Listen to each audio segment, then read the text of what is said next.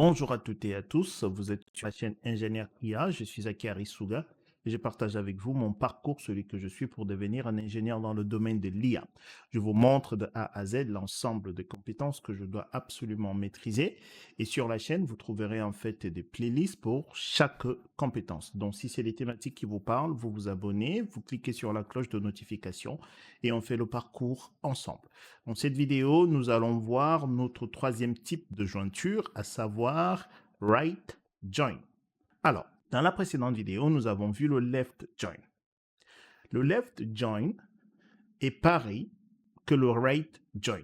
Alors, la seule différence, c'est que ici, dans nos deux tables-là, je vous avais dit qu'on partait du postulat que la table vente était la table de gauche et la table prime était la table de droite. D'accord? Donc, dans le milieu professionnel, enfin, il n'y a pas une grande différence, il n'y a même pas de différence entre le right join et le left join. Vous choisissez simplement un type de jointure, pardon, et vous l'utilisez. Donc, soit vous choisissez le right, soit vous choisissez le left. Simplement, il faut faire attention à la position des tables, c'est tout. Donc, ici, par exemple, pour le right join, on reste sur notre postulat que la table vente est la table de gauche et la table prime est la table de droite. Et je vous avais dit également que lorsqu'on fait select, par exemple, étoile, from, après le from, c'est la table de gauche. D'accord? Donc, si ici je mets prime, comme ceci, alors la table prime est la table de gauche. D'accord? Juste après le from, c'est la table de gauche. D'accord? Et après, si je fais donc right join et je dis vente, alors dans ce cas-là, vente est la table de droite. D'accord? Très bien. Alors, on va rester dans notre postulat qui est que la table vente est la table de gauche et la table prime est la table de droite. Ce qui veut dire qu'en fait, ici, je dois mettre vente et ici, je dois mettre prime. OK? Très bien. Alors, comment ça fonctionne le right join? Donc, right join, on va récupérer l'ensemble des informations de la table de droite et uniquement les correspondances avec la table de gauche qui se trouve dans la table de gauche. Donc, exemple. Donc, on sait que ici, entre les deux tables, on peut faire la jointure avec la colonne employée. D'accord? Étant donné qu'on travaille sur le right join, donc on va récupérer, nous on sait qu'on va récupérer l'ensemble des informations de la table de droite. Donc, je vais récupérer ces informations-là. Hop. Et dans la précédente vidéo, on avait renommé la table prime comme as P, d'accord? Et la table vente as V, comme V. OK? Donc ici, le P, point employé, indique simplement que la colonne employée provient de la table prime. OK? Donc ici, je vais coller. D'accord? Cette information provient d'ici. Ce que j'ai collé ici. OK? Donc, c'est le right join. Donc, on récupère l'ensemble des informations de droite, ce qu'on vient de faire là. OK? Et on va chercher les correspondances avec la table de gauche. La table de gauche, c'est la table vente. OK? Donc, est-ce que IB, qui est dans la table de droite, est dans la table de gauche? Oui. Dans ce cadre-là, je peux le mettre IB ici. La ville, du coup, c'est Accra. OK? Les ventes, c'est 300. Bonus, c'est 8. OK? Très bien. Suga ici est dans la table de droite, mais également dans la table de gauche. Donc, je peux mettre Suga ici. Suga. Et donc, la ville, c'est Yaoundé. OK? Vente, c'est 400. bonus, c'est 8. OK? Suga ici, bonus, c'est 8. OK? Après, Kemi. Kemi est dans la table de droite, mais également dans la table de gauche. Donc, je peux mettre Kemi ici. La ville, c'est Alger. Vente, 500. Bonus, non. OK? Après, j'ai Paul. J'ai Paul dans la table de droite, mais pas dans la table de gauche. Donc, ici, je mets nul. OK? Ville, nul. Vente, nul. Et bonus, Paul, c'est 8. OK? Marie est dans la table de droite, mais pas dans la table de gauche. Donc, ici, c'est nul. Vente, ville, nul, pardon.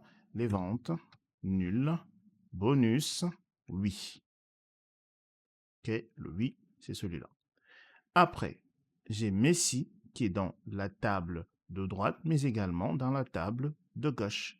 Donc, Messi, ici. OK. Donc, c'est Bamako, les ventes, 6. Et Messi, non. OK. Et j'ai Messi 2 fois ici, donc je vais le mettre une deuxième fois. Messi.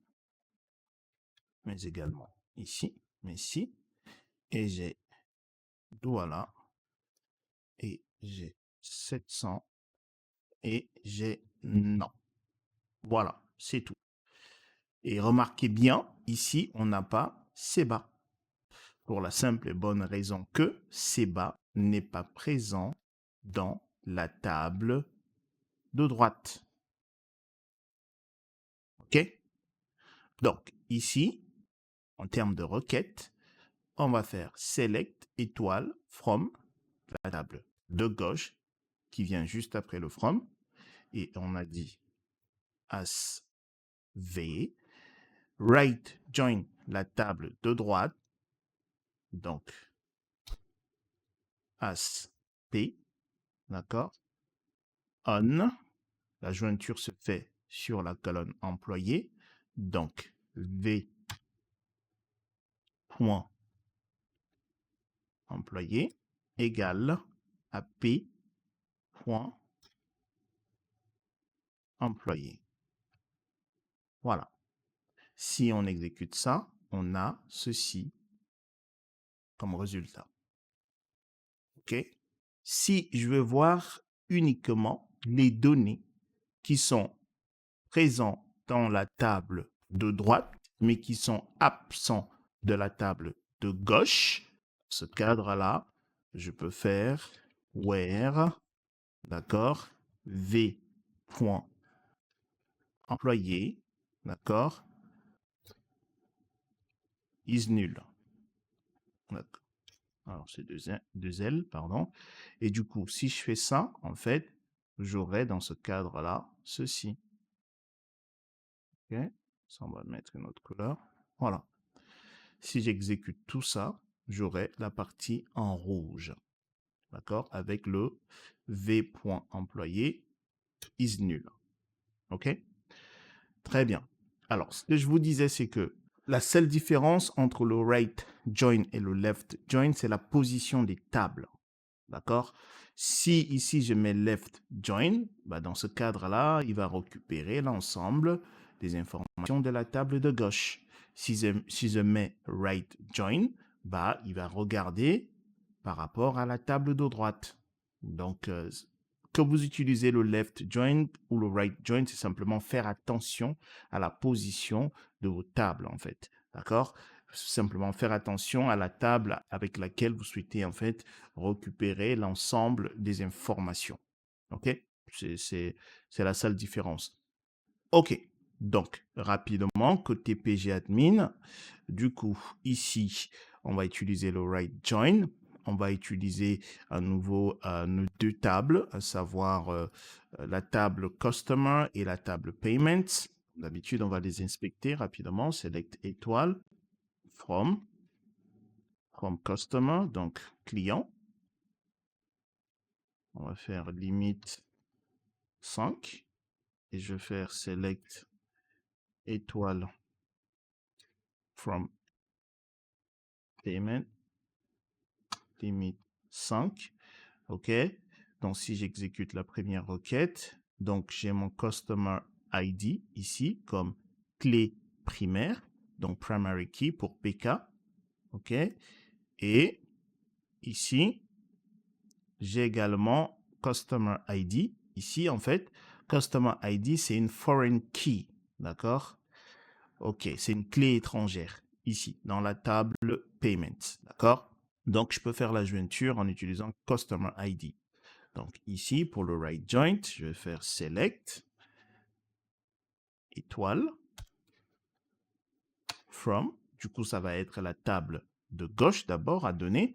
Donc ici, supposons que je veux que payment soit la table de gauche. Donc, je vais mettre payment, P, OK, right,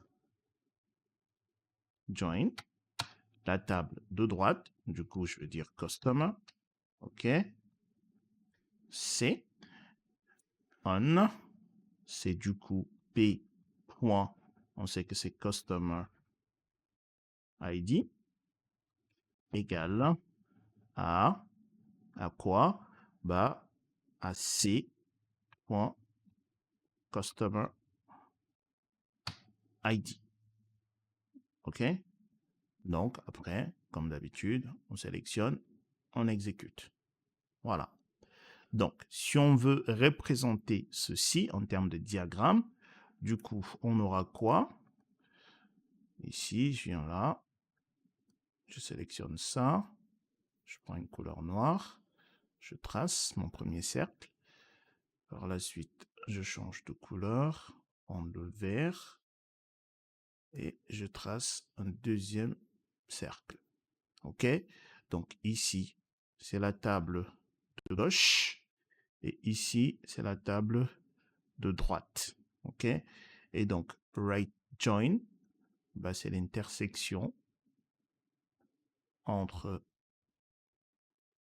les deux tables et c'est la table, l'ensemble de l'information de la table de droite. D'accord? Voilà. C'est ça, le right join. OK? C'est ça, le diagramme du right join. OK. Donc, si je reviens du coup dans PG admin, du coup, si ici on n'a pas, on a une correspondance 1 pour 1, donc on n'a pas de valeur nulle en fait. J'aurais aimé pouvoir avoir des valeurs nulles pour vous montrer les données qui sont uniquement dans la table de droite qui ne sont pas dans la table de gauche. Bon, il n'y a pas ce cas-là. On n'a pas ce cas-là. On n'a pas le cas où, en fait, la table de gauche, bah, du coup, c'est payment. Si je fais where p.customer ID is nul, normalement, je n'ai rien. Si je fais ceci, voilà. Il n'y a pas ce cas-là. OK? Bon. OK. Donc, voici ce que je voulais partager avec vous. Ce qu'il faut absolument retenir entre le right join et le left join, choisissez un. D'accord? Et par la suite, vous devez faire attention à la position de vos tables. Une fois de plus, après le from, le nom de la table qui suit, c'est la table de gauche. D'accord? Après le right join, d'accord? Bah, c'est la table de droite. OK? Donc, pareil, lorsqu'on fait left join ici, la première table reste toujours la table de gauche. D'accord? Et après le left join, si j'avais left ici, hein, ça ne change pas. Ça, c'est la table de gauche. Et ça, c'est la table de droite. OK? Par contre, left join ici, je vais récupérer l'ensemble des informations de la table Payments parce que c'est left join. Si je viens à mettre right join cette fois-ci, bah, je vais récupérer l'ensemble des informations de la table de droite. Cette fois-ci, c'est Customer, c'est plus Payment. OK? Voilà. Donc, vous choisissez un, vous faites simplement attention à la position de vos tables et c'est tout. OK. Donc, dans la prochaine vidéo, on va faire un exercice là-dessus, un petit challenge et voilà. Donc, j'espère que j'ai été clair. Si vous avez des questions, comme d'habitude, vous me les posez dans la section commentaires. Portez-vous bien. Peace.